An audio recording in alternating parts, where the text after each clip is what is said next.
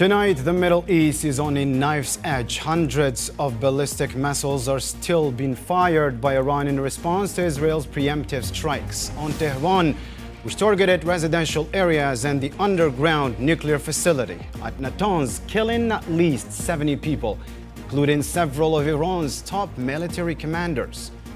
Gaza burns as Israeli strikes intensify, and with US and Russian statements flooding in, the world watches worried. Is war inevitable?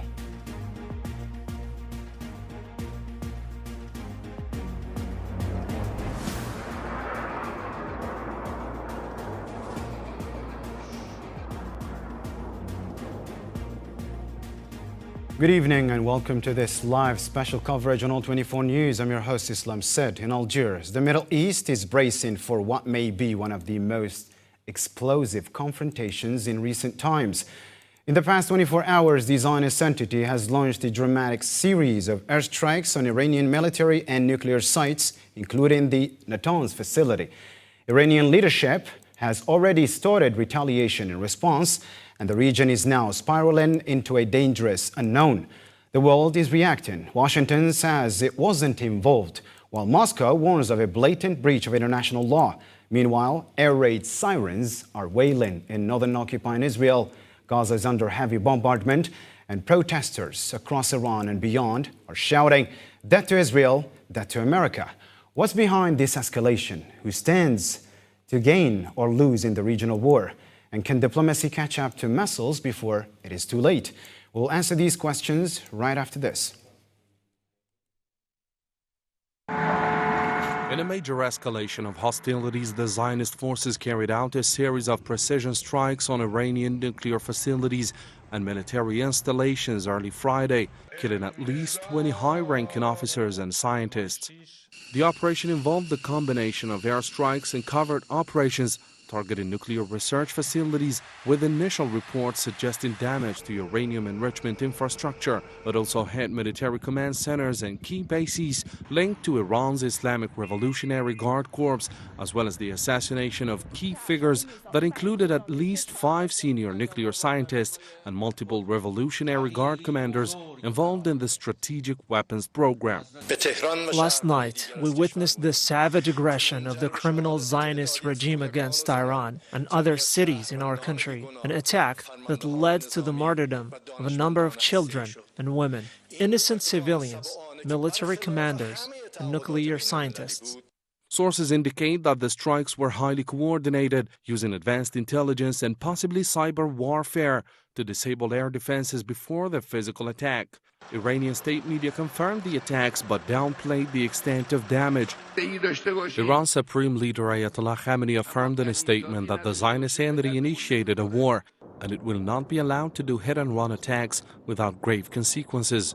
Shortly after the Iranian retaliation missiles reached Jaffa region in the occupied Palestinian lands, explosions were heard as sirens sounded at night in every corner following the firing of missiles and launch of drones from Iran. The Iranian nation and its officials will not remain silent in the face of this crime. The Islamic Republic of Iran's legitimate and powerful response will make the enemy regret its foolish actions.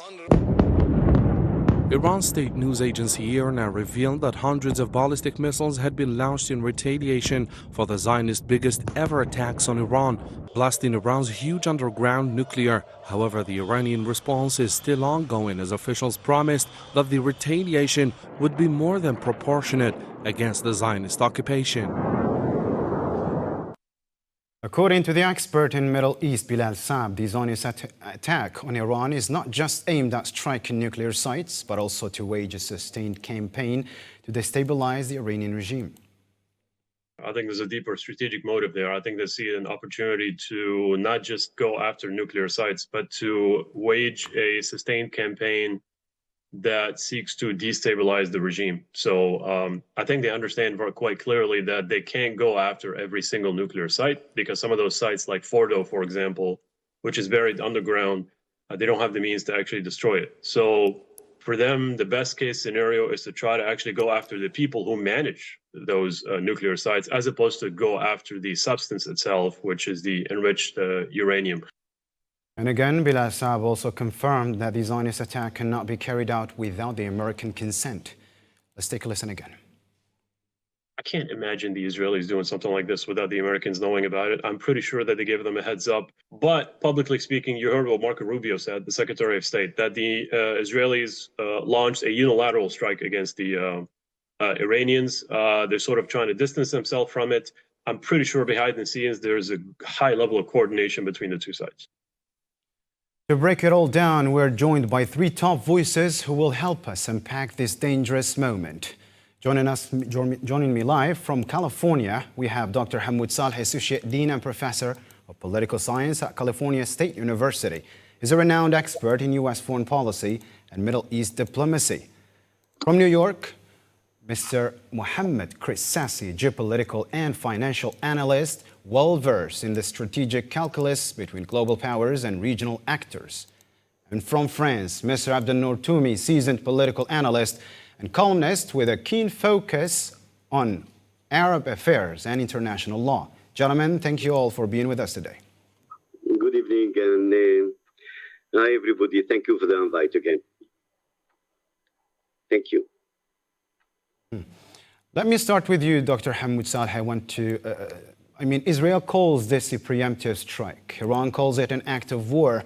In your point of view, what pushed Israel to strike now, and what's the risk calculation behind it? First of all, let me thank your guests, Toumi and Mohammed. It's always an honor and pleasure being with them. To answer your question, I think a heavy emphasis should be placed in Netanyahu's personal agendas.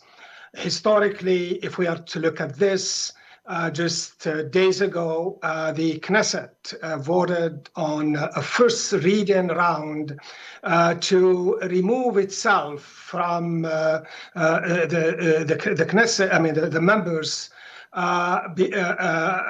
in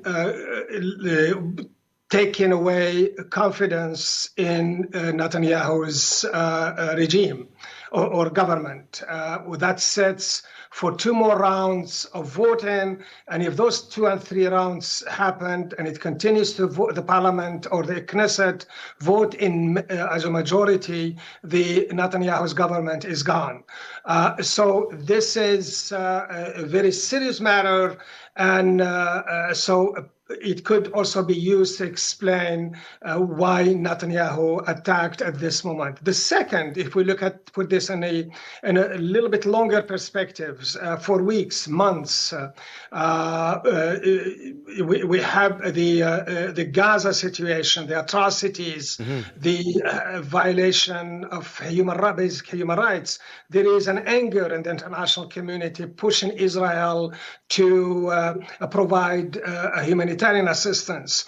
If it went for the United States veto, the United Nations Security Council voted and would have issued a resolution to stop the war and provide assistance.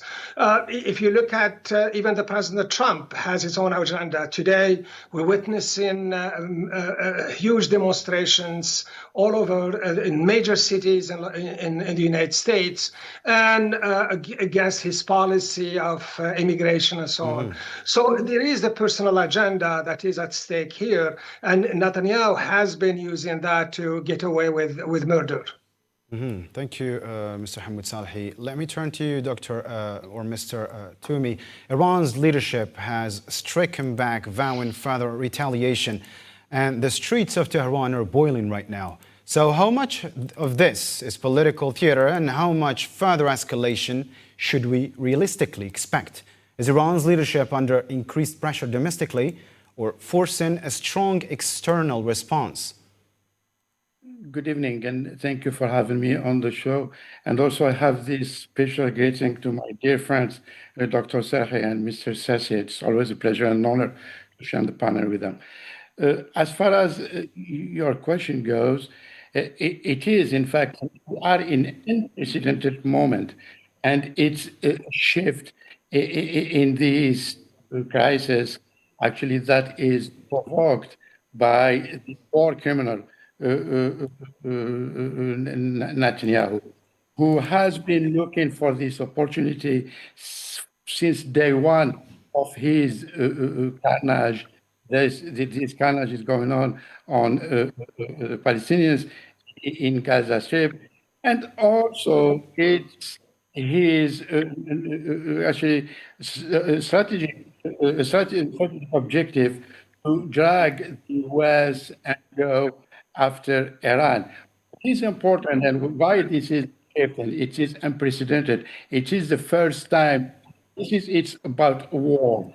And the first time Israel or the Zionist states got in war since 1973. I mean, with statehood war, because all these wars had the Zionist state military leaders and politicians were these wars were against resistance movements and the non-state.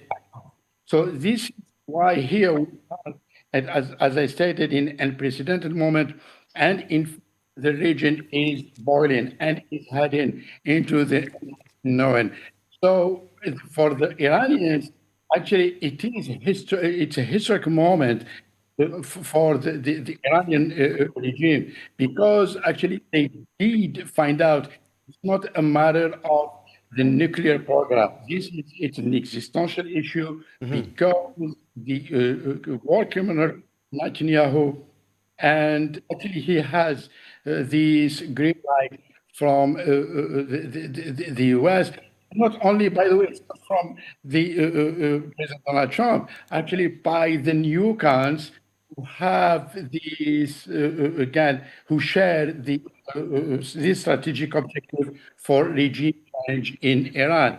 So what they thought, it is actually Iran now looks weak in light of the what happened last summer with the war with Hezbollah and the fall of the regime, and the actually they weakened it to Iran's resistance allies in the region. And so the war criminal Netanyahu thought it is an opportunity now to go after Iran, and also he thought that the Iranians or the Iranian regime are weak domestically. So the opposite, what happened this afternoon in light of this aggression against the Iranians, so the people have showed full support for their leaders and also for an immediate retaliation. And this is what the Iranian authorities, I mean, have reacted quickly, and what they are doing right now at this moment, what we are speaking on this show. Mr. Sassi, geopolitically speaking, I mean, could this be seen as a joint American or Israeli-American venture to destroy Iran's deterrent capacity? And what does Trump's comment, "There's more to come," suggest about U.S. intent? Well, as Mr. Salhi said before regarding this war, it was not a question of when it's going to happen. It is a question of if it's when. Since the coming of Benjamin Netanyahu, now combined with Trump for the first mandate and now the second one, Iran was always the target. Iran was always the excuse to Benjamin Netanyahu to destabilize the region. Now, Trump, what did he say? He said that, we have the first, how can I say that, comment 3 days ago that they didn't know. And then we have a comment that maybe they receive a new, they advise them that they are going to attack. But if you take in parallel what was going on with the negotiation between Iran and the state, Trump said, we have 60 days to make a deal, with the condition that, of course, was unacceptable for Iran.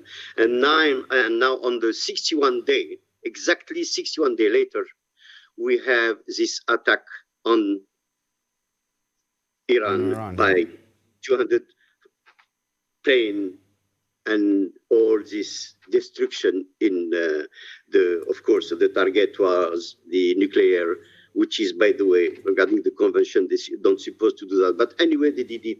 Now, the problem is, I don't buy that America didn't want to help and they were not in accordance with the desire to destruct Iran. Just a note, if you allow me, the United States provide substantial military aid to Israel with an annual assistance reaching 3.8 billion under a memo understanding MOU. Mohammed Salhi can talk about that better than me. But since the start of Israel with the war with Hamas in 2023, the US have enacted a legislation providing at least 12.5 billion in direct military aid, including 8.7 billion for a supplement appropriation since April 2024. I hope I did answer your question regarding, yes, they were working hand to hand to attack Iran. But now you have the Secretary of State, Marco Rubio. He said that he did expedited 4 billion in military assistance to Israel, reversing partial embargo imposed by Biden at that time. Donc, this is primarily to support Israel military capability with the help of the American United States. If you take the attack of last night, the plane can go to Iran and do what they have to do, but they have to refuel. And I'm sure they did it within maybe Bahrain or the Sixth Fleet military being there. I understand that this is a very tricky situation for everyone. And as an economist, I can say that this bold military action against Iran has triggered a significant global financial crisis. I can talk about that if you want later on, then I give you back the floor. Go ahead. Mr. Sassi, what impact does it have on the nuclear, agreements or nuclear talks that are happening right now or ongoing in Oman? Well, they are not going to take place. Why they should take place? In one hand, you are with me negotiating, but with the same time, you knew that Israel was going to attack my country. Why should I trust you? Now, what is going to happen is Iran is not going to stop the nuclear program that they do have. This is now a question of survival. They don't have anything to lose. So they have to protect themselves. Now, it's not a question of having a deterrent. It's not even a deterrent since they attack them. And the way they are doing it, we said that is only military target. No, it's civilian. The center of Tehran is not military. And now, of course, you have the retaliation. Now, I think the nuclear negotiations are dead, and the Iranians are not going to trust whatsoever, even the agency of the UN, because they should be aware that Israel attacked them and didn't respect the deal. And moreover, as I said and I reiterate, America was aware of it and they still play silent and they were negotiating like nothing will happen when they knew it that it was going to happen. Dr. Hamoud Salhi, speaking of normalization efforts, could this strike rupture to or the fragile normalization efforts, and what are the Gulf states thinking now? It's a very, very good question, but it's a question that we've been asking since the atrocities or Israel began doing what's doing, committing genocide in Gaza and now in the West Bank, and for a few months now in West Bank. And I think much has to do with the relationship that these Gulf states, have with the United States and with Israel, and more than anything else, is up to them to make that decision, to be able to face their people, the Arab world and now the Muslim world or the entire world, and to say, I'm okay with what the Israelis are doing. I'm okay with this attack on a sovereign state like Iran. As we know, the relationship between the Gulf states and Iran has not been sort of at its best. The only time I could remember where the relationship were at their best was when Mohammed Saeed Khatami, back in late 90s, when he reached out to the Gulf countries and has basically every country in line with him. So the question of what is those countries that have normalized relations with Israel, and how do the Gulf states do? These are sovereign states, and they have to live up to what they are doing. It's sad to see what an Arab country line in with Israel, but their responsibilities towards their people, and they are sovereign state, they are national interests, and it's in the best of the Arab world to look for ways of how to get the Arab world together, the Muslim world together, and look for commonalities. And hopefully these nations that have moved to normalize relations, they look at them, their leaders, I mean, they look at where their policies are going, and to see whether what's happening on the Gaza front, what's happening to the Middle East, is in line with their national interest. I don't think it is, but we are in an international system. We claim we are all in Arab solidarity, but in fact, every Arab country today has its own national sovereignty and its own national interest.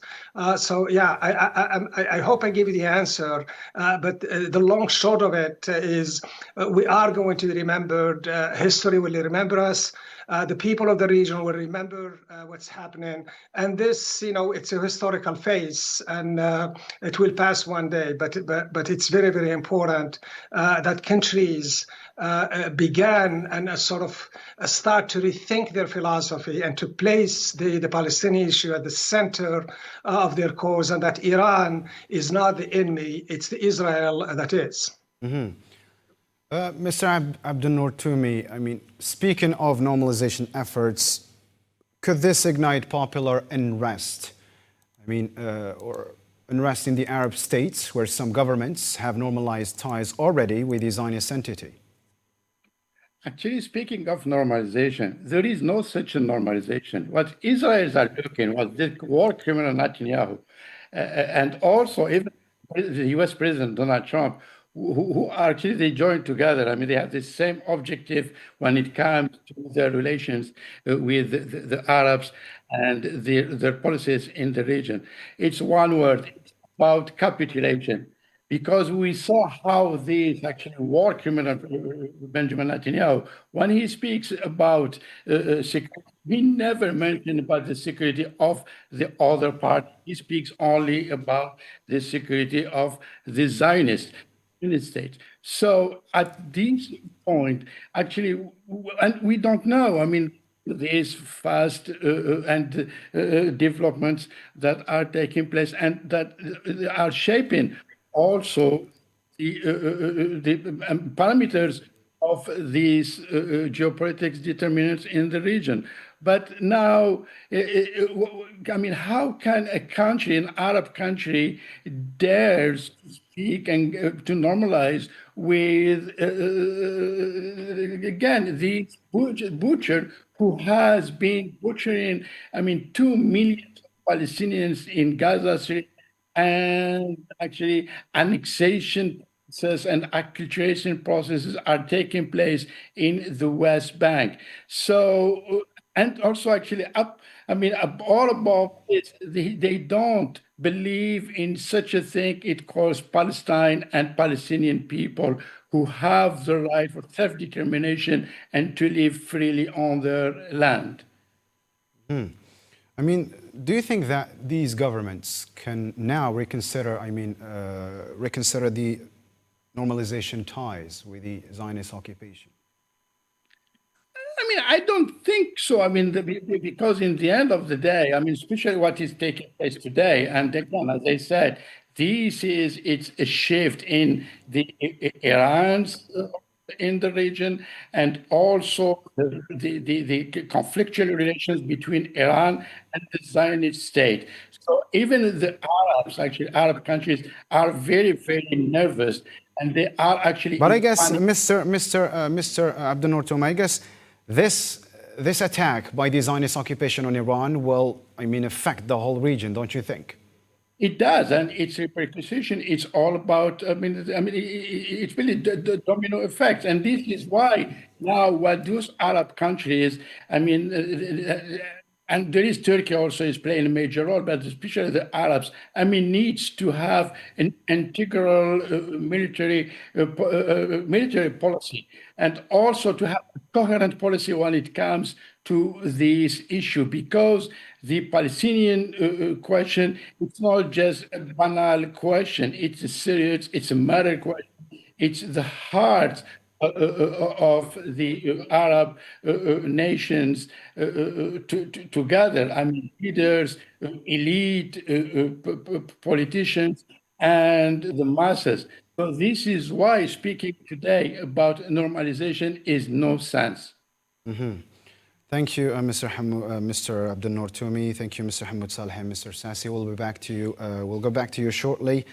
Let's talk a little bit now about reactions. We start with Algeria. Algeria has strongly condemned the Israeli aggression against the Islamic Republic of Iran, describing it as a flagrant violation of international law.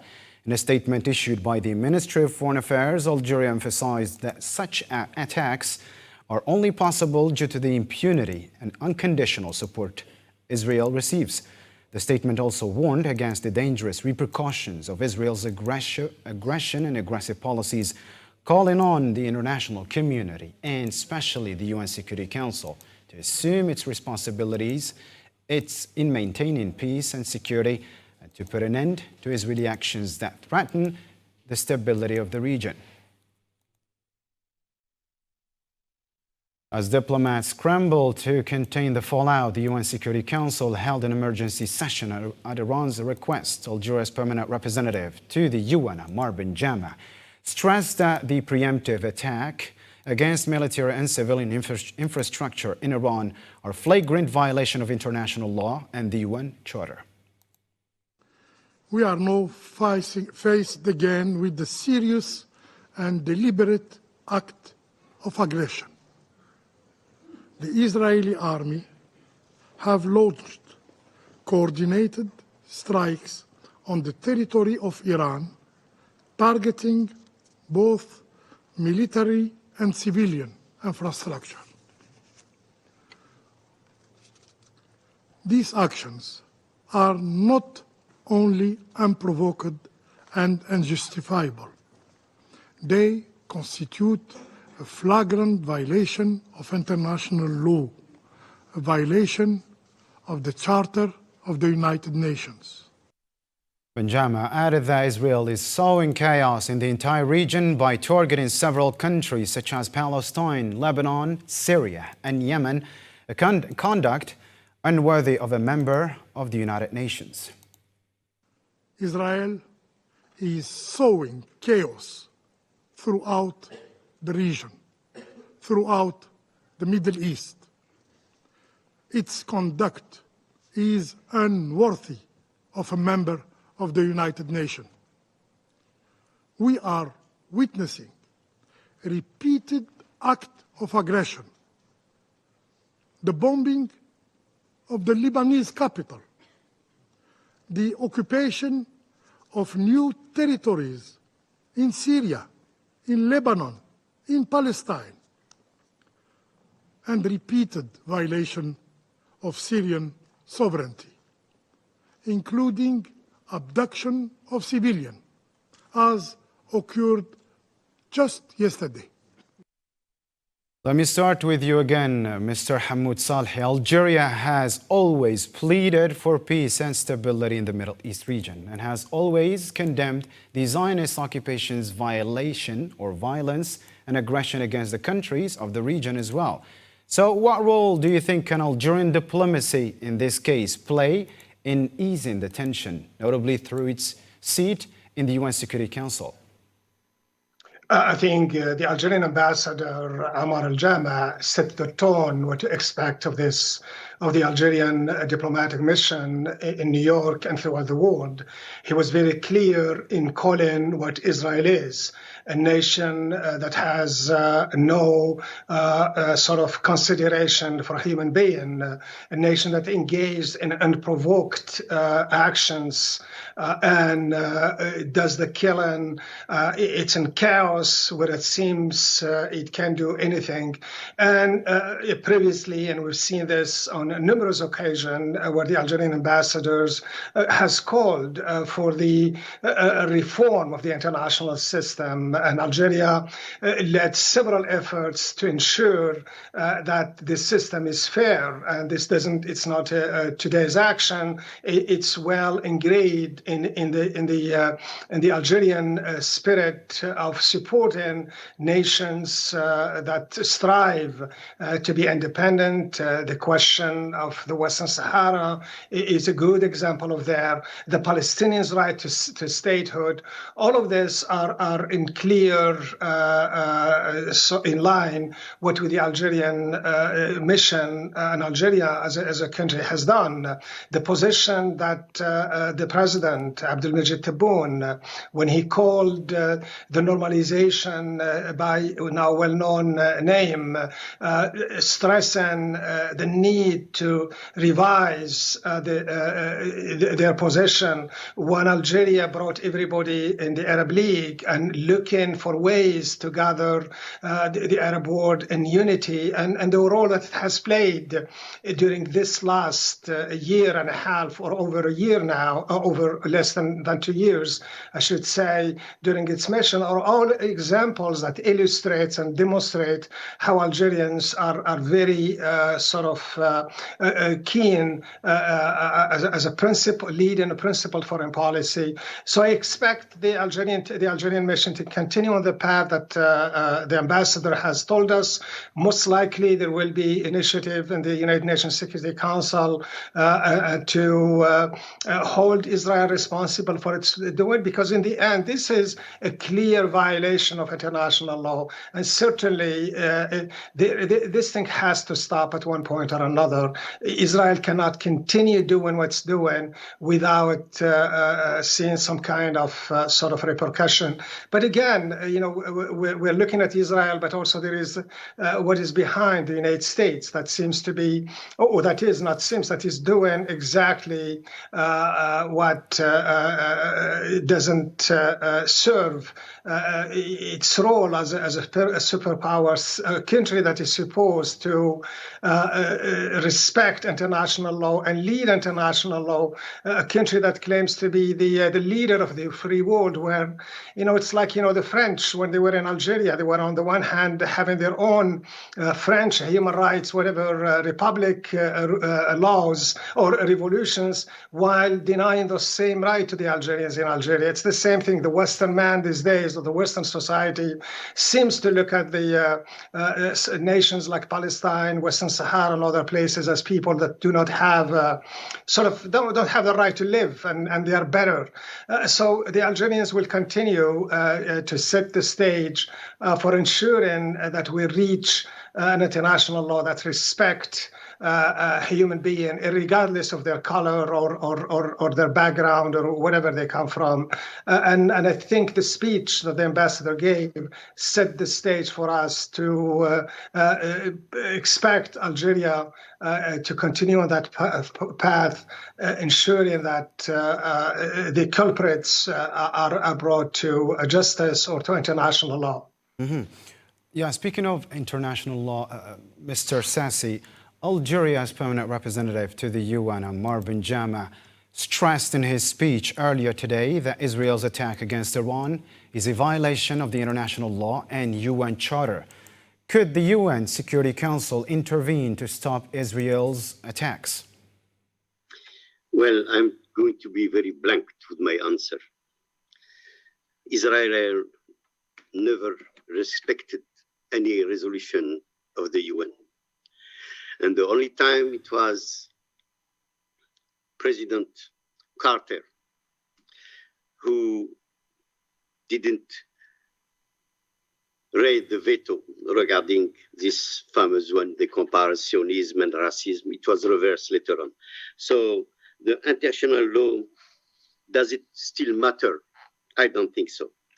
Because the role of international law in this crisis is under intense scrutiny. The International Criminal Court, the ICC, and International Court of Justice, the ICJ, are designed to uphold global legal norm. But enforcement remains a challenge. As I said, Israel never respected it and nothing was done. So the ability to prosecute war criminal, and Netanyahu was condemned by the ICC, but the cooperation of the member states are not there. And the recent US sanctions on ICC judge have raised concern about his effectiveness. The judge that have a condemnation against Netanyahu was removed for whatever reason. Meanwhile, what can we do? The compliance should be voluntary, but there's nothing there. So I don't know. What do you do when where do you go from there? Where we are going? The situation remained extremely fluid, but the escalation is highly likely. Israel to continue to strike, as they said, for many days as it takes. And on the other hand, you have Iran who said, well, we are going to have retaliation. What can the UN do when we have this kind of statement? And you know that Israel is always protected because the UN is the Council of Security. And in the Council of Security, you have the United States that always veto any resolution in favor of intervention and in favor of protecting the people who are suffering. Salhi was eloquently illustrating with the Gaza as well as Mr. Toomey. Gaza, since you talk about the UN, Gaza is a genocide. Gaza, we are now about 60,000 people, plus maybe 100 or 150 under the ruins. What the international community is doing? Nothing, absolutely nothing. Even the caravan going through Egypt, who was supposed to go through Egypt, was stopped. Now you have the people, or not the people, the country that are going some medications on, they are blocked, and this is Israel who have to distribute them. And when they do that, when the people come there, they shoot at them, 30 or 40 yesterday and today or so, something like 40 were killed. So when you ask me about, the international law and the UN, I have to say that nothing have been done, and nothing will be done as far as I'm concerned, if again, we still believe that Israel is untouchable. If you still believe that you cannot do anything. Mr. Salhi was talking about the quote-unquote solidarity of the Liga Arab, which means there is no any of it. The people who signed an accord with Israel under Trump's first presidency, what you call the Abraham Accord, what happened to that? The people who signed that accord, they are not in war with Israel. And on the top of it, even not far as yesterday, an Arab country, Jordan, when Iran was responding with the drones, when they were above the air of Jordani shoot at them. Intercepted them, yeah. What should I say? I cannot be diplomatic in my word. It's just that it's really, how can I say that we are off ramp for diplomacy. Iran doesn't have choice. He's back against the walls. In one hand, they want them to negotiate with him, as I said before, but you knew that Israel was attacking and they didn't give the information. And now they shoot at them with 200 planes and they are destroying the country. Of course, they are going to go to the hand of it. They don't have anything to lose. They don't have anything to lose. What can they do? And we, and I say we as Arab country, most of us ignore the Palestinian cause, and most of us ignore Iran. Don't forget that the Civil War, the Iraq-Iran war, they were financed by the UGC Council, which means the Dubai, etc. So I'm very sad to say that, but I cannot lie to myself. Where are we? We are going nowhere if you continue on that path. What we should do is, in my point of view, again and again, is to take this UN and put them in front of their responsibility. And I will say that take all the image that you can and put them in front of the UN on First Avenue in New York City to tell them this is what you are ignoring. And now it's the same with Iran. I'm not doing here demagogy. It's just we tried everything. Look at what happened to Gaza. Look at what happened at the caravan of Gaza. Look at what happened to the boat who was going to Israel. And with Rima Hassan, which is a deputy from France, from Palestinian origin, the first minister of France didn't even notice anything for 3 days before he talked about the French citizen being arrested and is a deputy. So what can I say more than that? Mr. Sassi, as you said right now, I mean, Iran's back is against the wall, right? So can we witness a situation of total turmoil, I mean, affecting the whole region, or the whole region? Well, absolutely. If you look at the present time, look what Israel is doing. They went to Lebanon. They went to Syria. They bombarded Iraq. There is a nuclear plant a few years back. Then you have they bombard, what is name, the Yemen. What did we do as an Arab? Nothing, absolutely nothing. Now Iran, and I should say that the Iranian, regarding their own way of thinking and their own religiosity, they are not afraid to die. They know that they are going to die. Look what they did. They decapitated yesterday all the scientists and the military commander. But still they are going to go. Now what I'm afraid of is terrorism. That's what I am afraid of. And it's beginning to afraid terrorism. They are going to be, China is going to be involved. Don't forget that China, I forget to talk about that, and then I talk as an economist. China, 60% of its energy comes from Iran.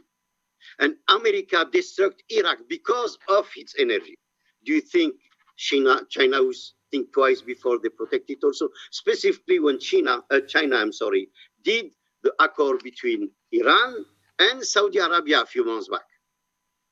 Then you have Russia. Russia now they are watching and they are clapping their hand because there is all benefit for them. But I'm afraid that now, if you are going to go to the land of terrorism, because it is going to happen, China is going to be involved.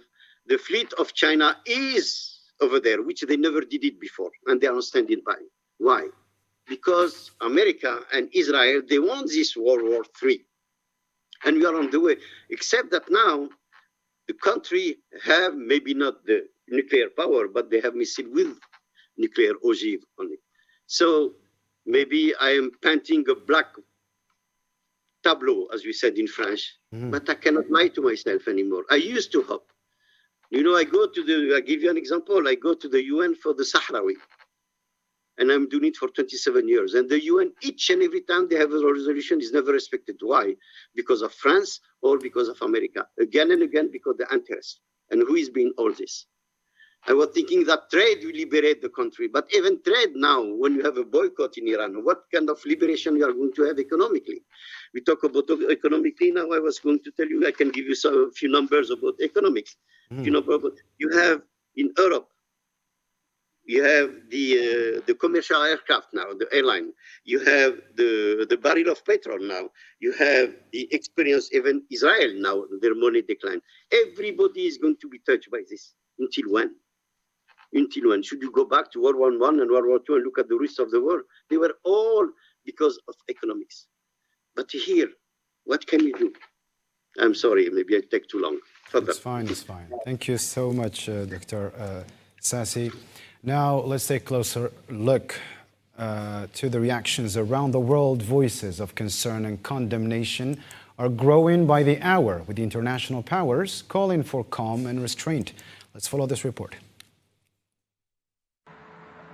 The Zionist entity's strike on Iran and Tehran's swift retaliation have sparked a wave of international condemnation, with the reactions ranging from cautious concern to strong denunciation.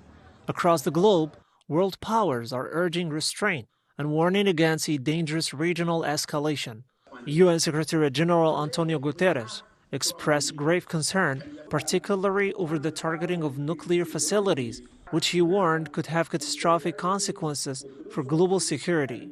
The Secretary General condemns any military escalation in the Middle East. He is particularly concerned by Israeli attacks on nuclear installations in Iran, while talks between Iran and the United States on the status of Iran's nuclear program are underway. The Secretary General recalls the obligation of UN member states to act in accordance with the UN Charter and international law. Russia described the airstrike as unacceptable, warning that they could lead to a dangerous escalation of tensions.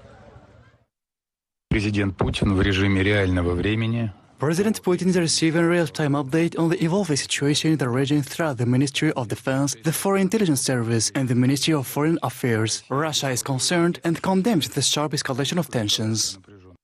China expresses deep concerns, reaffirming its opposition to any violation of Iran's sovereignty, security, and territorial integrity. The European Union emphasized that diplomacy remains the best path to resolve disputes. The African Union, on the other hand, stated that these strikes pose a serious threat to international peace and security. The United Kingdom and Germany called for de-escalation and urged all parties to prioritize dialogue. In a press conference, French President Emmanuel Macron took a firmer tone, directly blaming Iran for fueling regional instability.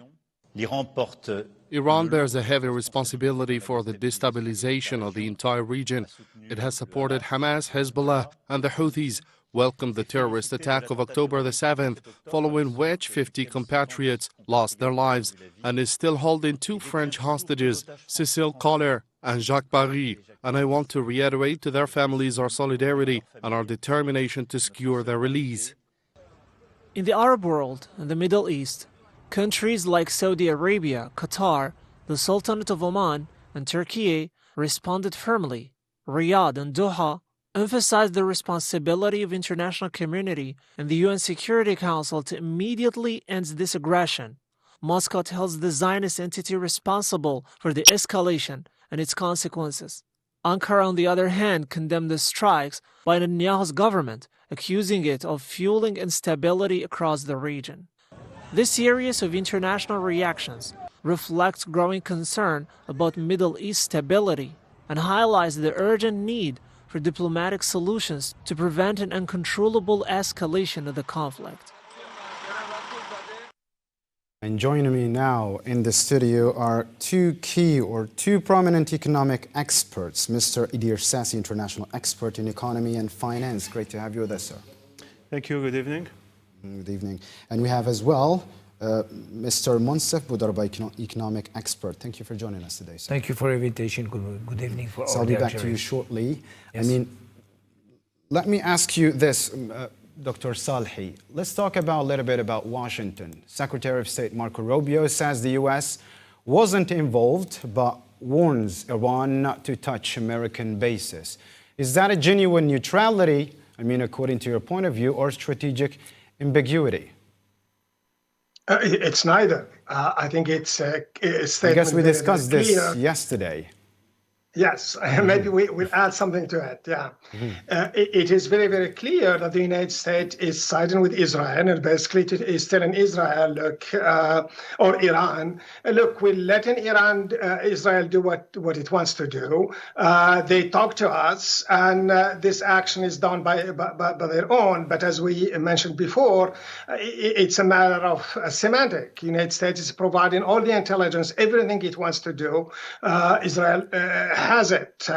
At the same time, we'll tell the Iranians, be careful. If you do something, we are going to intervene. There is nothing clear, more clear than that. What's the projection that the United States wants to have is to, as they say, the American have its cake and eat it too. In other words, wanting to appease public relations, wanting perhaps to appease some of its friends in the region, while at the same time projecting the idea that it will support Israel unconditionally. What is very, very interesting is that that's what Rubio said, and Rubio was also, let's not forget, he is the interim national security advisor. So the statement is more about him. It comes as him being a national security advisor than a State Department secretary, perhaps. But the point is that it comes with revelation. Sassi mentioned earlier the idea that 60 days.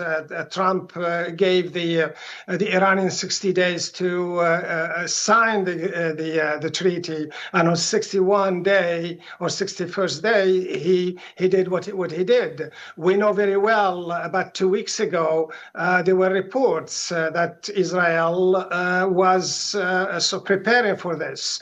The evacuation in some Middle Eastern countries of American personnel, all these are indications. So when Rubio says what he said, that unilateral and all that stuff, and it's for public conceptions more than anything else. Mm-hmm. Mr. Toomey, let me turn to you now. Russia is condemning the Israeli attack, calling it unprovoked. Can Moscow really play the peace broker role here? I mean, is this just Cold War style posturing in proxy theater?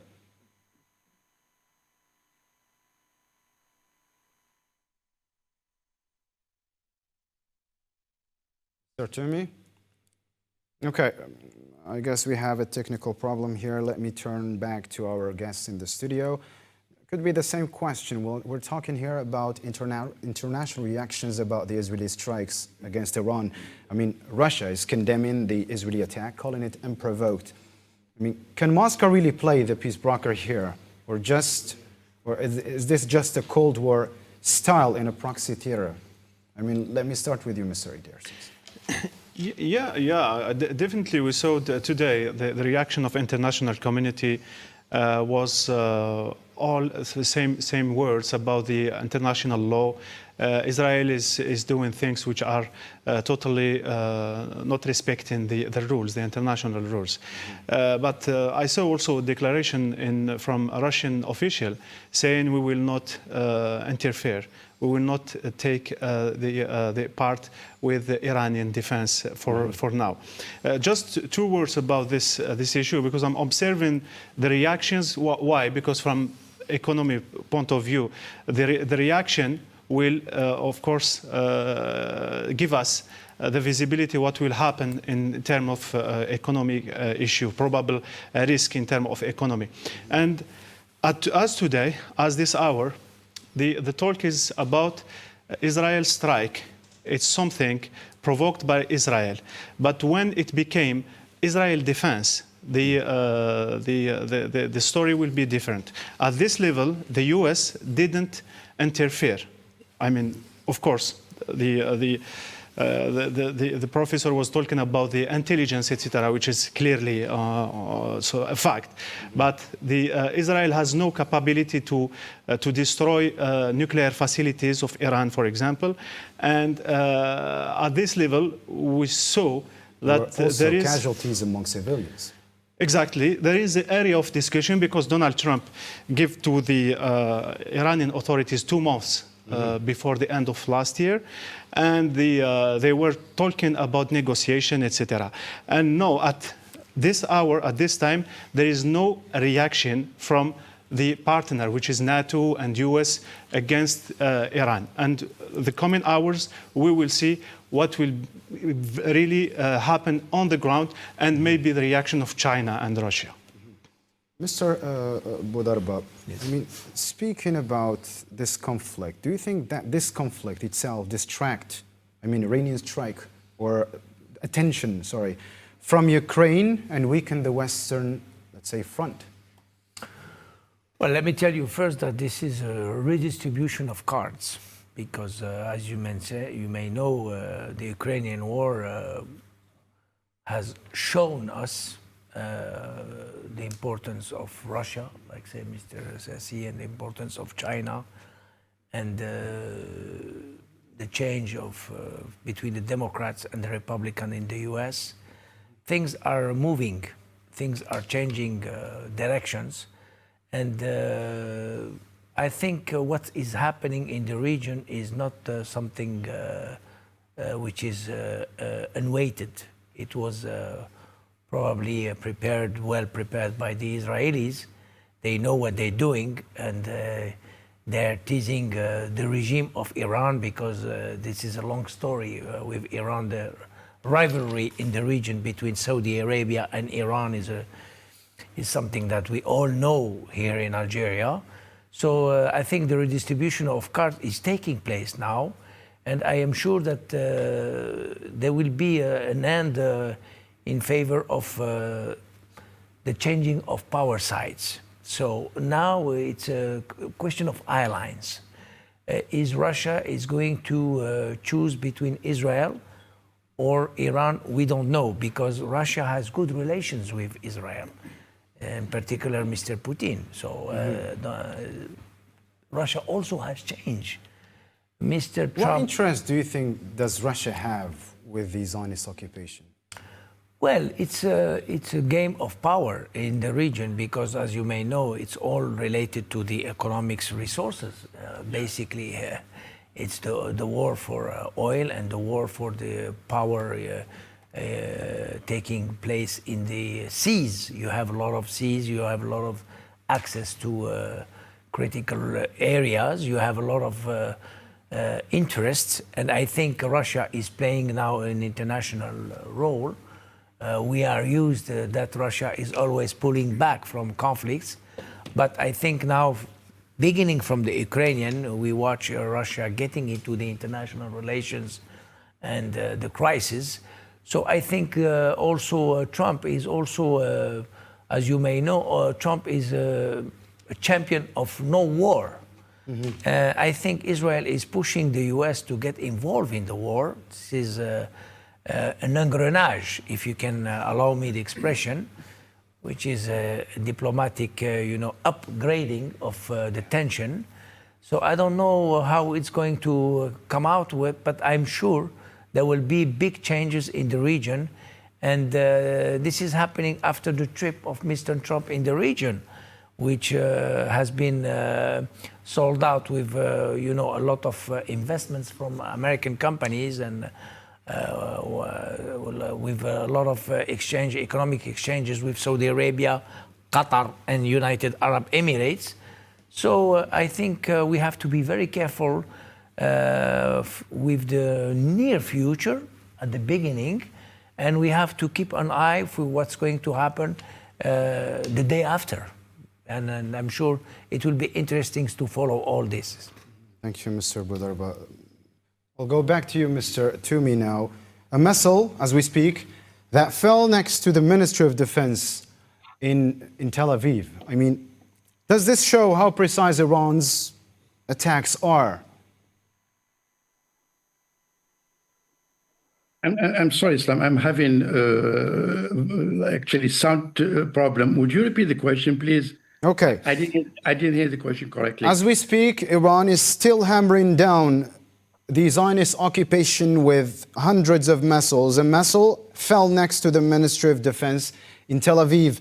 I mean, does this show for you how precise Iran's attacks are?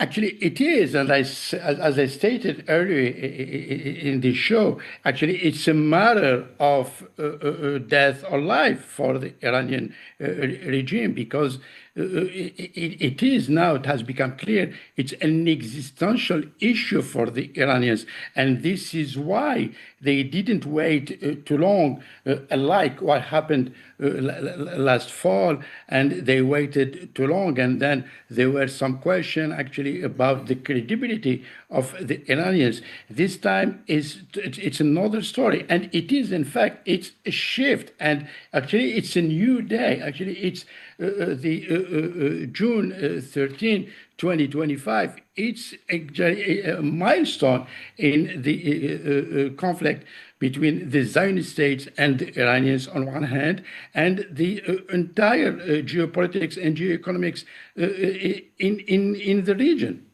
Mm-hmm. So do you think, I mean, the Zionist Iron Dome, I mean, how much could it bear or could it resist? I mean, this number of missiles. And actually, this is, I mean, depends on how far the Iranians are going actually to continue their strike. And also, I mean, this Iron Dome, it's a myth. And actually, it showed its failure. I mean, not only before these serious, actually, pivotal states, the Iranian forces, but we saw how it didn't go well with the Ansar al-Islam, the Houthis from the Yemen, how they did reach their target and challenging the Zionist military and political leaders and letting them actually in this panic mode. I mean, questioning what they do about the Houthis on one hand. And so this is why it is, again, for the Iranians, it's a serious and a matter of credibility, not only vis-a-vis to their people, but also to the entire region. And Iran did measure that highly, because the regime, the Iranian regime, they don't want to look weak, and also to, again, reposition themselves in light of a new geopolitics and geoeconomic parameters ahead. And it's also a strong message for the US administration, who is very, very, very weak and who is incoherent with its Middle East policy. And this is why we saw the President Donald Trump. He is totally out of his objectives, or what he was saying on his inauguration day about looking for peace in the region, even though he has that doctrine of peace with chance. This is it. I mean, he will be remembered just for war, and war. Mm-hmm. Dr. Sassi, Turkish and Gulf airlines have cancelled flights. The region is racing or bracing for impact. Could this spiral into a wider regional conflict, perhaps dragging in the Gulf monarchies or even the NATO? I think the NATO is already there. They are the gendarme of the region. Factually, you have to be pragmatic. We are not going to hide the forest with the tree. They are already there, and they were ready for this. This was planned. As many of the honorable panel, Mr. Toumi, Dr. Salhi, were expressing, yes, they were there, they were prepared. Now we are talking, I heard you talking about, new geopolitics. For me, it's no new card geopolitics. This is the continuation of the Cold War on another form. If you take Ukraine, the Second World War II began there. It was from there that it began. If you have it today, Europe is in chaos because of Ukraine. So it's nothing changed, except that now we are not going to Cold War, we are going to do the balance of power, whatever you want to call it, but practically it's the same. Now Erdogan tried his best. You remember what he did a few years ago? He sent a boat to help the Palestinians. And what happened? One of the member was killed, and you don't hear about it anymore. Now he can go play the rooster if we want to be the new Pasha of the region, or the revival of the Ottoman Empire. No, it's finished. It's part of the NATO. You don't have to forget that. Now it's going to disturb the region. Yes, already you know that the airline, as I said before, 6 of them, already they don't go there. It was a no-fly zone, not because it was writing by law, but it is practically you cannot go when you have the missile from one way to another going and the plane are bombarding Iran.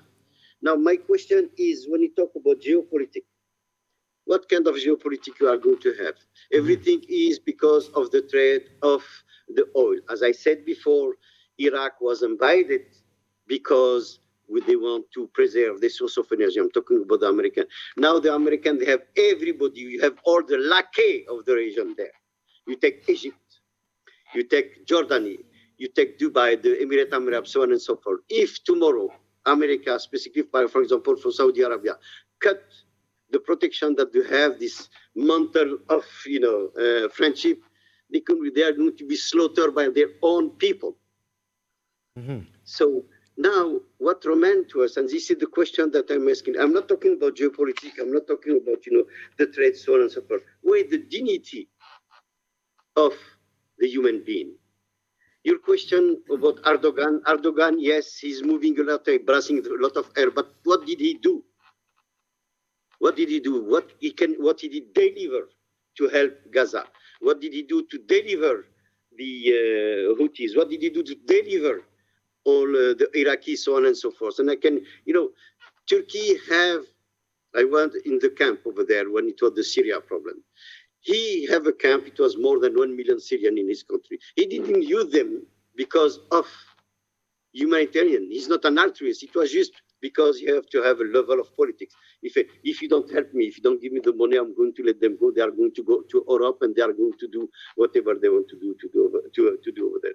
So I'm sorry again to be the black sheep and again painting this dark image. I don't believe that the geopolitics is going to change because it didn't change since World War II. Don't forget, you come from an area. It was the Ottoman Empire, and then you have the Treaty of Versailles in 1919. What did they do? And then I'm going to add another element. And I'm sorry, I have to say it also. After 1919, the Treaty of Versailles, we can see that the religious factor began to play. Look at the history of Lebanon. Look at the constitution of Lebanon. Who did it? And who did they protect? It was part of Syria. So now what we are going to do? We don't have the power military to fight them. Now we have Iran, and they look, yes, as they want to have the deterrent as a nuclear power. But now look what's happened. We bombard them. Did you do anything? I'm not talking only about the Middle East. I'm talking about all the. Why? Because now I am the kingmaker. I am America. I am the Trondos, and you are my lackey. So please, you can, as we said in Flash, la caravane passe et les chiens aboient. I'm sorry to use this kind of image, but it's nothing. We have to stop this palabre, nothing. This word of palabre in the UN. The UN is nothing. Conseil Security, you have the veto power. America, England, Russia, China, and I forget the last one, France. As long as they have it. And look, all the people who have the veto power, they are ex-colonialists. They're ex-empire. They enslave millions and millions of people. I am an Algerian. I am an Algerian. My country gave 138 people to defend France with the Côte de Provence, with the Monte Cassino. So on. What did I get as a result? They slaughtered me on the massacre of May 8, 1945. That's the triste reality. The religious factor is here now. The Code de l'Indilagena in my own country was against the Muslim. And they treat us like, I don't want to say the word, but today the same thing. Israel did something extremely, extremely smart, and it was. Now it was 1948, it was the solution to state. Nobody wants to talk about the solution to state, but it was there in 1948. And it was between who and who. Now you go down the line, and I don't want to talk about the canal of Suez crisis when Algeria was fighting, and the Egypt put us on an item on the General Assembly, and they said no. Why? Because Algeria was doing war, revolution war against the French, and they said to Egypt, you cannot do that. Even Kennedy was for it later on. But I don't want to go further, but we have to stop to kill, to burst ourselves with words. It doesn't work anymore. You cannot ignore the genocide of Gaza because they are Muslim. We cannot ignore it. We have to face the truth. Now the people of the Middle East, what they are doing? They are eating in the hand of America. Why? Let me follow up to your answer, Mr. Sassi. Let me go back to our guests in the studio. I'll start with you, Mr. Idir Sassi, one that is here with us in the studio. I mean, tensions are still growing amid fears of an all-out war in the whole region. Will these direct Iranian strikes on occupying Israel bring in the United States, forces, or even the NATO in any form? Let me say something. I will challenge some words from the former Sassi, okay, your guest. Definitely, this is not a new issue. I mean, the geopolitical issue in Middle East is not new. It's something which is growing now. Of course, there is a tension. 2 words about it. I think that the U.S. administration now is trying to push Iran to negotiate. I don't think this will be a major issue on the coming weeks. Of course, I'm not saying something, but I think they will not reach this level, which is the NATO will be behind Israel. I was saying from the beginning that Israel was striking, and when it will be a defense of Israel, of course, the allies, they will come there, and USA, of course, they will be there. But because at this point of the issue, USA is not there. Is not there, and this is of course, there is a coordination, etc. I don't think they are doing it by their decision, because I'm saying very probably there is a deal behind, which is to push Iran to negotiate. For Russia, we don't know, but maybe there is any hidden deal about Ukraine crisis to let them do this pushing against Iran. One word about the UN nation as a legal. I'm a legal from the beginning, economist, but a legal. I don't think that we can talk about the UN saying that they are the tool of imperialism, etc., because Algeria became independent because of this tool. And as people fighting for a new world, fighting for more equitability in the world, etc., we have to protect and to advocate for those tools, which are the UN. Algeria now is saying that we have to respect UN, and those players now, they are not respecting UN. You have to be on the side of UN, and not saying UN is not. UN is our tool. We are independent because one day Algeria was in this Council of Security, and it was accepted as to be independent. This is kind of tools that we have to advocate in any time. Let's talk about a different point here, Mr. Monsaf Boudarba. I mean, we've seen Israeli and U.S. stocks surge. So is there a war profit cycle at play here? Yes, of course. Everything is related to interest, as I mentioned before. We, Algeria, from our point of view, we have an extremely old relation with the US and also a trust relation with Iran. We already played and we defended Iran several times. In '79, we were their lawyer, we were their official representative in the UN, we were their diplomatic representative in the world. We represent all the Iranian interests in the finance, in the banking world, in all the international finance transaction. Algeria was backing the Iranian regime. Sorry, just one word about it. I saw a few days ago the discussion between President Carter and Mr. Reagan, and the subject of the discussion during election debate was about the Iranian hostage and the role of Algeria. Yes, of course. And it was during this debate. It was very important. This is why Algeria has played in the past key roles, and I think Algeria has always been listening by the US, by Iran, by Saudi Arabia, And I think we have excellent relation, military and strategical relation with China, with Russia. I think this is an opportunity for our diplomacy to move and to see what is our interest.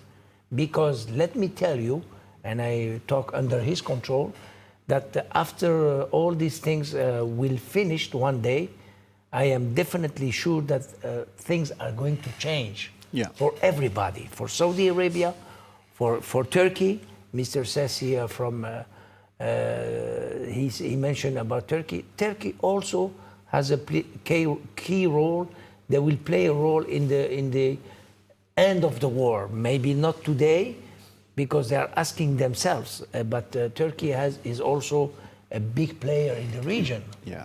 And I think the US, it's true they are in NATO, but they also play a regional influence role in the region. So I think Algeria has good relation with Turkey. They have good relation with our friends Iraq and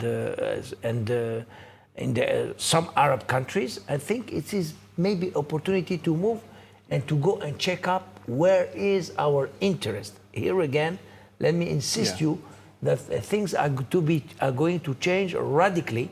So we have to be prepared for another war, because as we mentioned before, Israel didn't strike like this. They don't wake up in the morning and decided to strike. It's a very military oriented state. They know what they do. They use the defense of Israel to promote the war and to promote the invasions of other countries. That's military strategy. So we have to have a strategy to understand very carefully what's going to happen, or to understand and to position our diplomacy with the changes that we're going to have after this crisis. Thank you. Mr. Abdel Toumi, as you are based in France, I mean, Paris has already condemned the strike, if we can say cautiously. I mean, is Europe in general still struggling to find a coherent Middle East policy? Actually, President Macron, he got trapped in his, at the same time, doctrine, governance style, what they call it here in France, and the phrase in France is le en même temps, ou la doctrine du en même temps. So this is what made President Macron's Middle East policy looks actually scrambled to some point, and coherent, and also knowing that France has this balanced foreign policy since 1967 under General de Gaulle, and that was followed by Giscard d'Estaing, François Mitterrand, up until Jacques Chirac. But all this paradigm has changed. And also President Macron himself, he is very weak domestically because he is going through this political crisis. Adding to that, his, again, incoherent policy vis-à-vis the Ukraine-Russia war. So at this, up until now, President Macron is trying again to find a way to break through and position himself as a new peacemaker. But because of all these elements that I stated, he cannot. And also just, I mean, you know, a couple of weeks ago, he did make a proposal for the recognition of the Palestinian state, but he has been actually having this, what I call it, tango diplomacy, one step ahead, two steps back. So this is why, again, France has lost its credibility, and it doesn't weigh in totally in these Middle East crisis. And we saw how he was actually weak, even though he tried to again take the front seat in the Lebanese crisis last summer in the war between Hezbollah and the Zionist army, and how he thought with Americans could break a deal and bring the Zionist leaders and Hezbollah together, and that will help to stop that unjust war against Hezbollah. To some point, it did work, but not because of France. This because of the pressure came in from the Biden administration at that moment, and in which led to the election of finally president in Lebanon and appoint a new prime minister and form a government. So to sum up all this about your question is, in fact, President Macron is very weak, and he is acting like a lame duck president domestically, and this is why any international stand position he tries to take in, it doesn't sound right because of his domestic weakness position. And he is facing a serious political crisis that will lead to a constitutional crisis, because actually government, the Bayrou government, is on a panic mood, and he will be facing another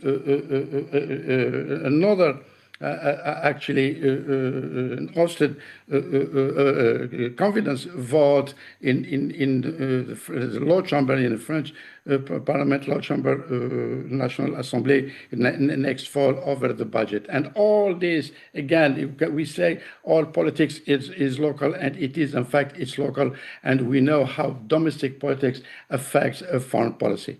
Mm-hmm. Let's delve now into, more reactions, but this time regional ones. So in response to these honest strikes on Iran, reactions from Iran's regional allies were swift and strong. In Lebanon, Hezbollah condemned what it called a blatant act of aggression and vowed that the resistance axis would not remain silent. In Yemen, the Houthis declared their full solidarity with Iran, warning of consequences for continued attacks. In Iraq, several armed factions issued statements denouncing the strikes and calling for coordination with Tehran to confront what they described as Zionist American aggression. Meanwhile, Egypt urged restraint and also emphasized Iran's right to sovereignty and security, reflecting broader regional unease about the risk of wider conflict.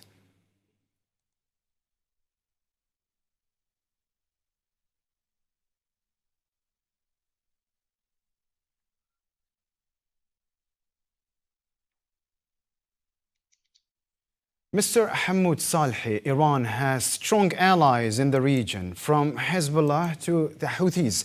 Do you see these groups joining the fray now that Iran itself is under direct attack? Oh, they have been in support of Iran, indirectly or directly. The Houthis' position siding with the Palestinians is a clear indication of that. I know both the Sassis talk about the United Nations, and Toomey and also stressed the importance of a fair sort of system, and Israel is not playing by the rules. I think what we're witnessing is a realignment of the Middle East, and with some relevant actors, and the relevant actors, whether we like it or not, it's Iran, the Palestinian resistance, the Houthis, what we call the non-governmental groups. And you could add to that the people in the region, because today, with the exception of few countries, there is a huge gap between the political positions of the people, the love of the Palestinians, and the position that the countries, the state, the Arab state take. So the Iranians have on their side what you call this national movement, this movement like the Palestinians and Iraq and all the places.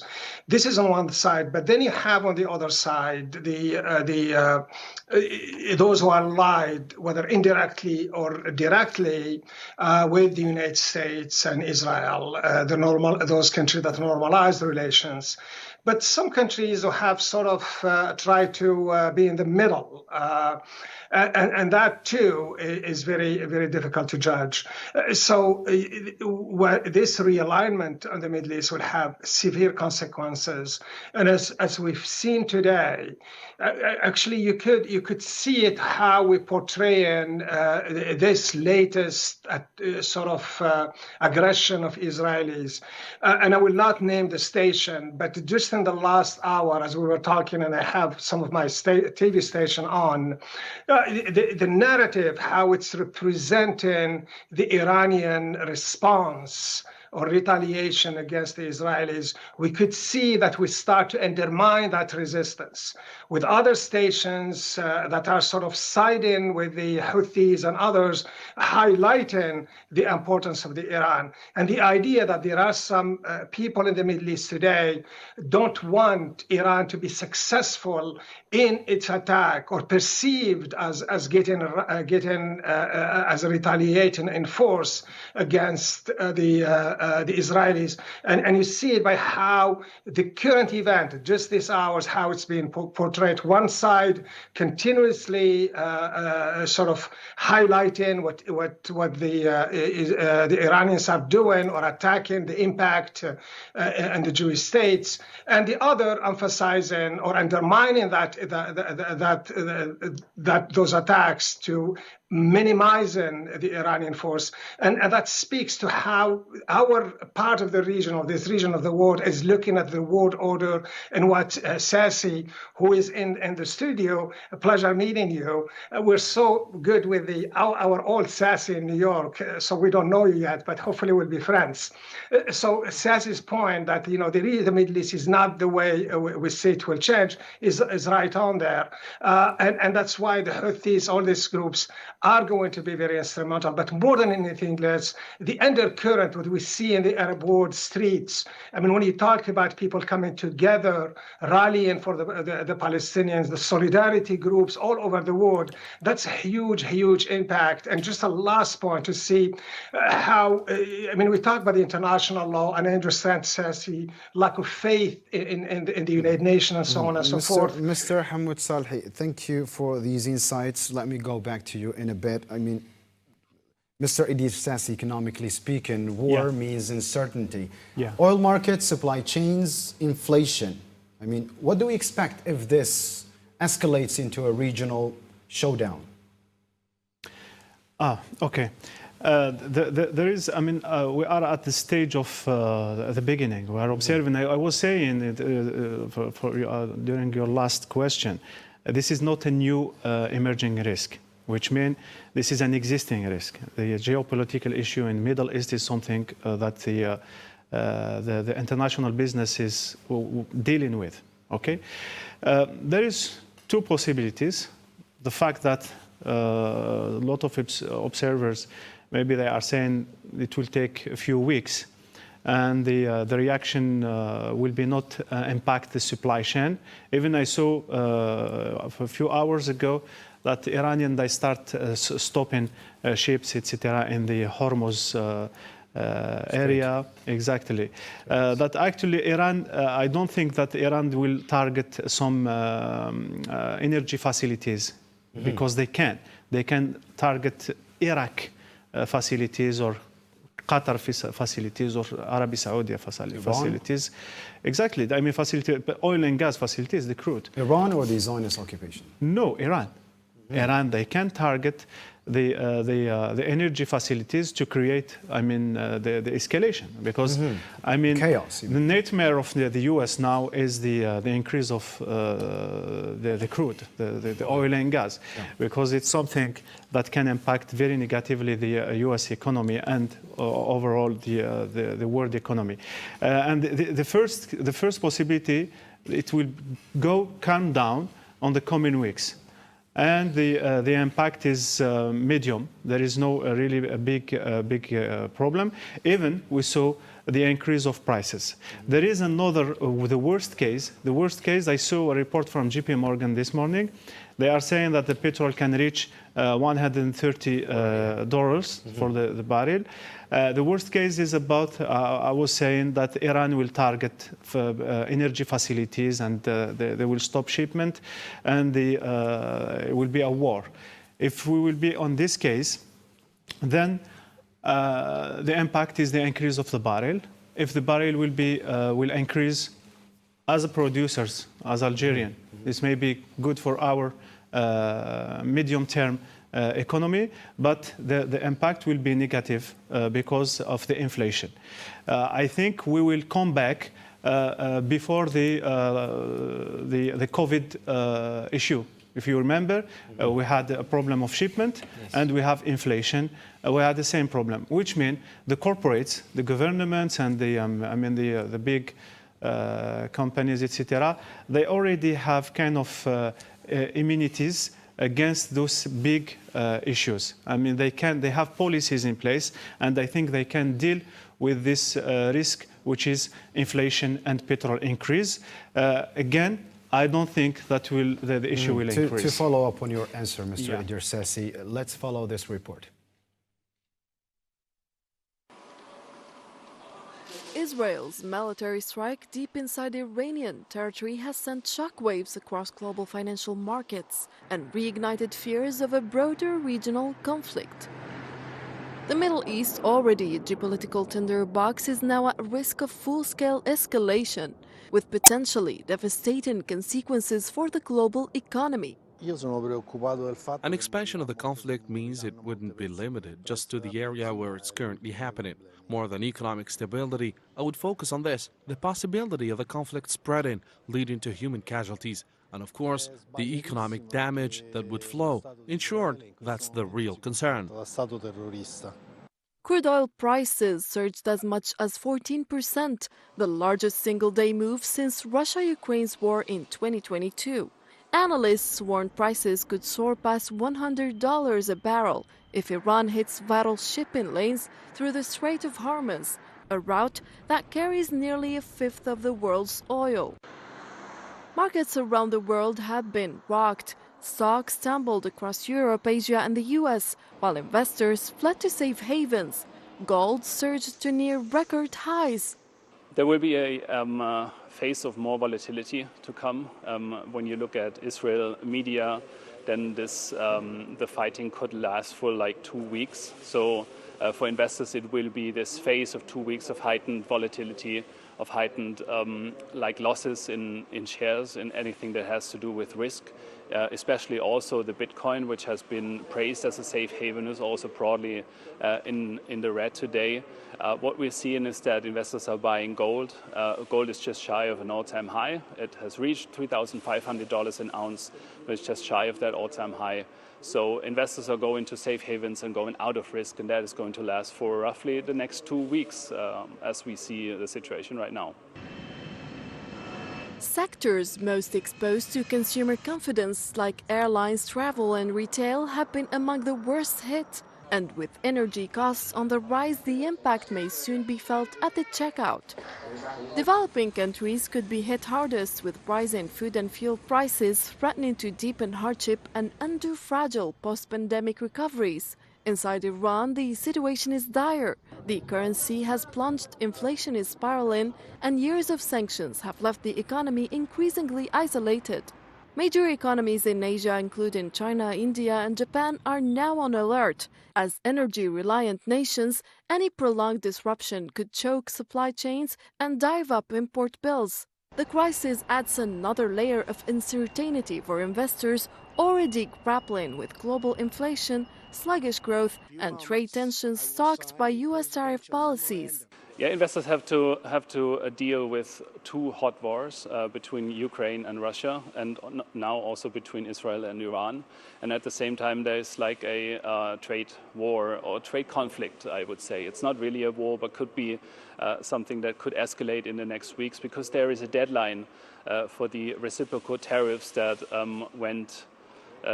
US President Trump has presented at the start of April.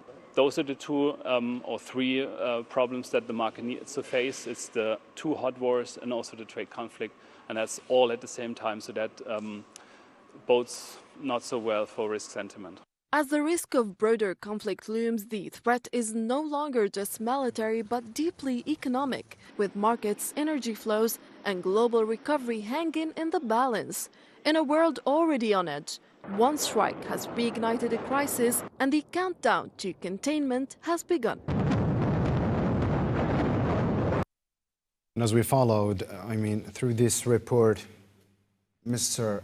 Boudarba, how vulnerable do you think is the global economy to further escalation between Iran and the Zionist entity, particularly with oil prices already surging?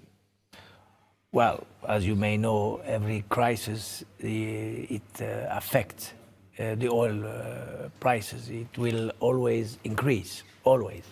There is two things that we have to take into account. First of all, the access to the region will be more difficult, more dangerous to go and get supply from that region, the whole region. So this is the first point. The second point, the price will increase no matter what it happens in few days. And what is very interesting in this issue, in your question, is 48 hours before the strikes from Israel, Trump made a strategy to decrease the oil prices, and the oil prices were going down overall, all the countries. So today we have a total contrary situation, where the oil prices are escaping from the political decision, and they reflect the tendency of the market. And the market, what is it showing now? It's showing the danger to go and get oil from that region.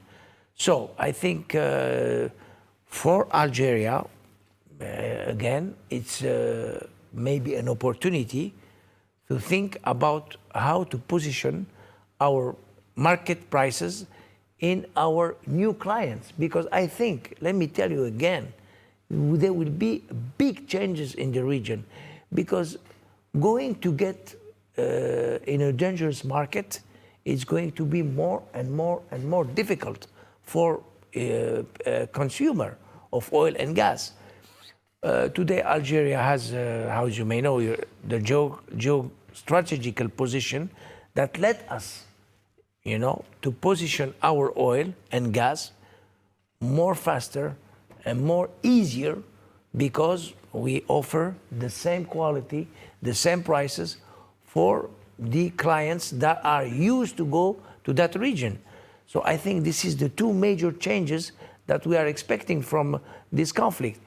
And the third thing which is new, it's as you may know, we lived already a crisis from 73, from the 79, from the 86, from just before the COVID, where the worldwide prices were going down.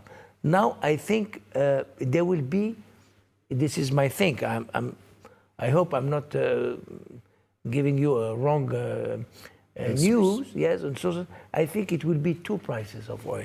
There will be the price of the Middle East price and the price from other OPEC or other region of the world. Why? Because the oil and gas prices are definitely related to the dangerosity of the region, of the area. Thank you, Mr. Boudarba. Mr. Sassi, Mohammed Sassi, I mean, as you are an economist yourself as well, with developing economies already grappling with inflation and slow recovery, I mean, how might this crisis deepen socioeconomic hardship, especially in countries reliant only on energy imports? Okay, let me go back a little bit for what was said before. You have the strategic logic behind this Israeli operation and the trickle-down economics and political cost. The oil price skyrocketed as Iran-Israeli tension sent a shockwave through global economy.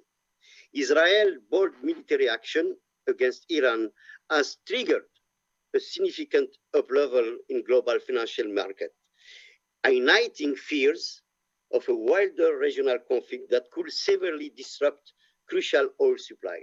These escalating tensions are occurring against a backdrop of pre-existing global economic uncertainty, exacerbated by former US President Trump protectionism with this tariff, which add another layer of volatility to the already fragile situation.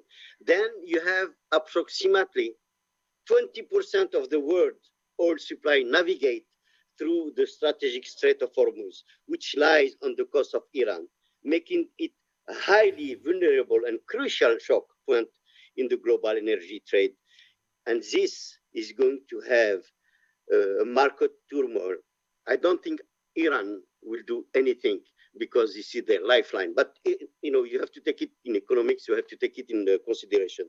The immediate economics repercussion of Israel target also the strike on Iran, of course, and it will be, how can I say, the investors are going to be swiftly playing on the country risk asset. When you have the crude oil, for example, it witnessed a dramatic jump up to 30%. The Israeli military action was not isolated, but already the barrel is reaching $75.15 per barrel at the time when I'm talking to you. And this is, again, very, very important for the market. And we have the Asian and European stock market experiencing sharp decline in the opening bell. For example, in Germany, the DAX index, I was checking this morning, the ACP 500 and the NASDAQ here in New York, all this, we already have this risky investment alternative. And how it's going to impact us? Everybody will be impacted. Even, for example, the travel in Europe, they already complain that, their source of income and the ROT is already down. And then I can continue, we talk about it in the beginning of this intervention. You are asking me about the commercial aircraft. Yes, we have been intentionally shut down because of this turmoil in the region. And they have to reroute the flight. And it's very, very costly. So therefore, the trickle down will be less tourists, less travel for the cargo. So I talk about the air, etc., etc. And now I can go even for Israel itself. This morning, their money, they experienced a 2% drop against the US dollar. And it was today on Friday. And I can go further and further. Yes, this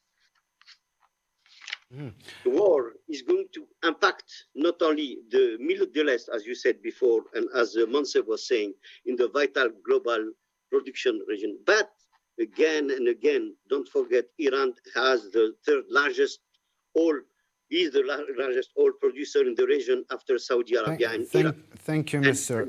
Just to close, you have China, and I go back to China. Mr. Mohammed Sassi, we're running out of time. Thank you so much. Mr. Idir Sassi, given the Strait of Hormuz strategic importance, as you mentioned, what would be the global repercussions if Iran, for example, were to restrict or disrupt, maritime traffic through this, key oil corridor? Yeah, the shipment will be an issue. A short answer. Of course, the shipment will be a great issue, and we will face the same situation during COVID. or even the last one with the Houthis war. This will a perturbation of goods circulation in the world, and we will face inflation of goods about time, insurance, and because of the risk, etc. This is one point. The fact that talking about the go down of certain values, I agree, because all the plans and even tourism, etc., they will face. They are going down, but other values like we are talking about the petrol is going up, but also the defense business is going up also. It's a war. Defense and the related, which is pharma, for example. I think there are related activities that are going up. He was talking about the gold and the bitcoins. Of course, because people, uncertainty and inflation, people they are looking how to secure their values, and the gold and the other kind of values, they will go up. Definitely, I don't think that Iran is going to the worst case. This is my personal view. We are not reading on the cup of coffee. We are just having certain cross-checking information and reports. I don't think so. There is another fact about the price of the oil and gas. It will keep up in certain value because Iran, they are going back to the sanctions. They are going back to sanctions. Remember, in 2023, they had a deal with the Arabi Saudi, and they were kind of review of the sanctions about Iran. But now we are coming definitely to the, which means the capacities of Iran, they will go down, and means petrol will keep up in certain levels. So I'll turn to you later, Mr. Idirsasi. Mr. Hamoud Saleh, I'm asking you here a different question out of the economic aspect. Has international law become irrelevant in this crisis, or can, for example, the International Court of Justice or the International Criminal Court mechanisms still matter? I mean, let's zoom out. Where does this go from here? No, it still does matter. And it matters very, very much. To ignore and to believe that international law is gone, it will benefit those who don't believe in international law, including Israel. What we have seen so far is a record of international crimes. And for the first time, we've seen Israel held by international standards that amount to acting as genocide. And we set a court, the International Criminal Court, that led that. The fact that the United States come in and negate that and put sanctions doesn't undermine the very fact that international law is important. Let me just stress 2 points. We talked a lot about what happened in terms of wars, the crisis, all of that, the supplies. But there are two events that we've seen so far. Number one is the Ukrainian war. The Ukrainian war brought to our attention the need to form sort of certain kind of alliances, of economic alliances. And this comes on the eve of what we witnessed during the COVID era, where it became essential that countries take their independence in energy, in food seriously, that they need to rely more about producing their own things rather than on the outside. The Ukraine war brought this idea that now we need really to start thinking about economic blocks. Remember, that's when BRICS became very important. But then something happened. Gaza brought another dimension to it, is that we find out that actually the international law is discriminate against, for the first time we see it clearly how we were sort of reporting on the Ukrainian and how we were reporting on the Palestinians. And a big picture is that how we report the victim in the south and the north. So and it highlights the importance of morality of international law. Then we were faced with the institution of the United Nations, I might agree with the idea that the United Nations is very, very important. And I might agree with the idea that, that we need to get rid of them. I mean, you could make that argument. But certainly what the Algerians are arguing is that you have an international system, you have to change it. And one thing we learned, probably to the point that of Sassi in the studio, that the United Nations did not give, that because of the United Nations, Algeria got into independence. No, Algeria got into independence because of its revolutionary, because of its what we did to force its will on the other states. The United Nations was a tool to help it. And I think that's where perhaps Sassi is coming from. But the point is that we should not ignore international law, but what we need to do is work to enforce it. And I'll give you a last point. In the negotiation between the Israelis and the Palestinians, the Americans and the Israelis were very, very eager to replace the international law rights or the rights that the Palestinians have under international law by replacing them by those on Oslo, meaning that take the legitimization of the Palestinian cause internationally and replace it by the Oslo, which was really an agreement between the Palestinians and the Israelis of the time. And that's very, very significant. It's very significant. International law is worth fighting for.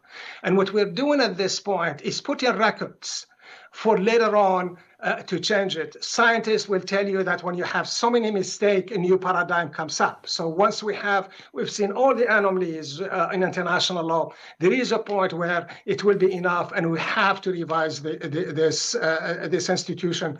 The argument, the proposition, the call that the Algerians make and the international security and the international institution, including the United Nations Security Council, fits very well in that. And I could give you more example of how that is changing. But to get back to your point, it's very, very important we work with this institution to change it, to continue to fight and to fight. Mr. Hamoud Salhi, thank you so much for all of these insights. We are running out of time, unfortunately.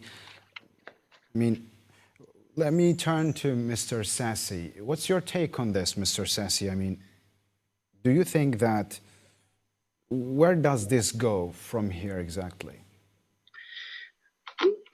Well, I think we have two avenues.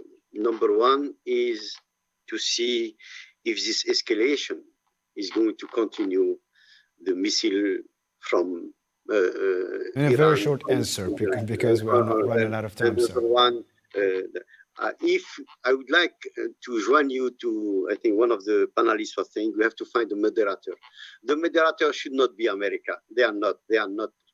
They don't have any integrity and they don't trust them. But now we can look, or Qatar, for example, or directly to go to China. China, don't forget, they have the accord between Iran and Saudi Arabia, who will believe that they will sit together, and they did it. So I think I still hope again and again that the escalation will stop and we are going to go on the avenue of sitting down and negotiate. But now, either way, or it's going to be the worst, or we are going to be in the escalation. And I hope it should be, since I have to be brief, I still hope that we are going to go for the kind of a peace in the region, because it's not going to explode, and it will be a World War III. Thank you, Mr. Sassi, for your invaluable insights. You participated with us tonight. Thank you again. Let me turn to you, Mr. Idir Sassi, now. I mean, can back channels, for example, like Oman, Qatar, or even China, play the mediator? I don't think so, because there is, the USA is going to negotiate and are making pressure. We just remember from the beginning that they give 2 months to Iran to review the program, the nuclear program, and they reach a level where there is no way to negotiate. This is why I think they start this operation. One thing for Mr. Salhi, because talking about law and certain principle, I think it's important to remember certain things.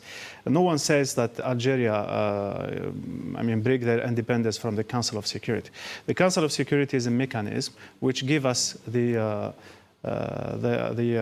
legitimacy and the authority to take it over and will be recognized by the international institutions, etc., and the rest of the world. We are a legalist people. Algeria is legalist. We declare that we are against this because Israel is not respecting the law. And I didn't agree also about the role of the ICC, International Criminal Court, saying that they are not playing the good between Ukraine and the Palestinian victims. I think the precursor of the ICC did a very good job, and the last year, if I remember well, they issue a report which is the legal base for the future for the pursuit against the criminals from Israel, which is the Prime Minister of Israel especially. And we know that there is a mandate, and they made a very good job as ICC. Just for remembering for the people, those courts are working from nothing, because a normal court is working by law, which is existing law and jurisprudence and constitutions, etc. But the international courts are working from nothing. This is why they have to create and they have to innovate against a certain situation. And every country situation, from Yugoslavia to Africa and to Palestine, Rwanda is a specific case. Yes. They made a good job last one. Thank you, Mr. Idrissasi. Let me turn to you, Mr. Boudarba. Yes. Is a regional war now inevitable, do you think? Or is there still, a room for an off-ramp for diplomacy? Yes, there is always room for diplomacy. Fortunately, we hope it will get, the process of diplomacy will take sooner than later, because our interest is, like said our panelist, is a peaceful region, is a peaceful agreement, is a peaceful future for the Gaza people, for the Iranians.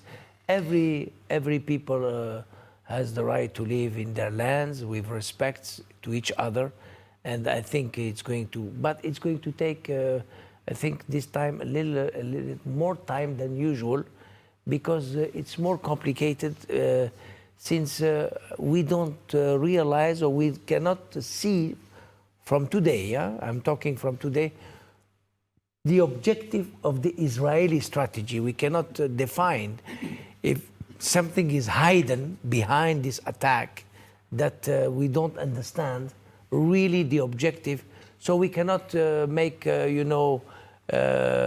perspective for peace. If we see one day, if we see what is the objective of the Israeli, we can talk about peace process. But today is a very confused war. I think Israel is doing this for another agenda. I think the process is somewhere else.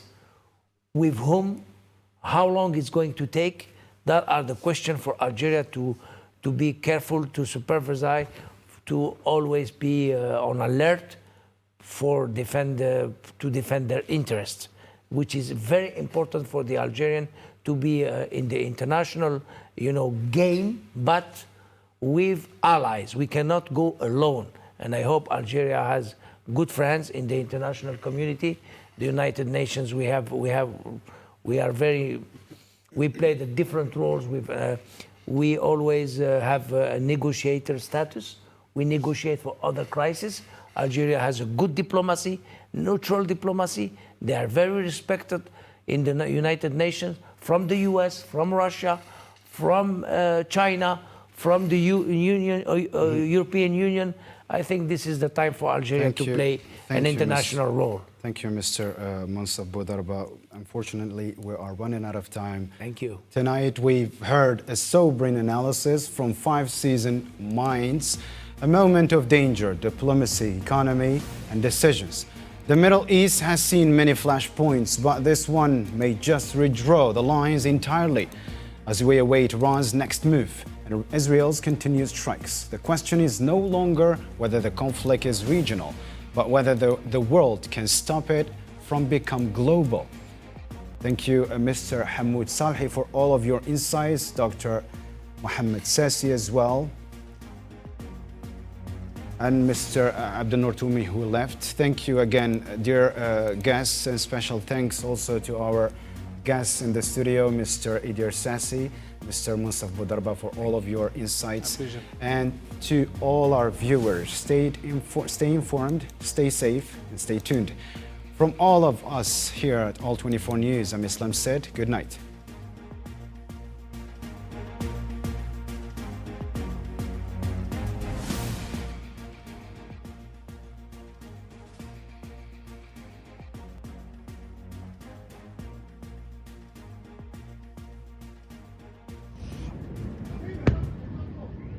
Wow.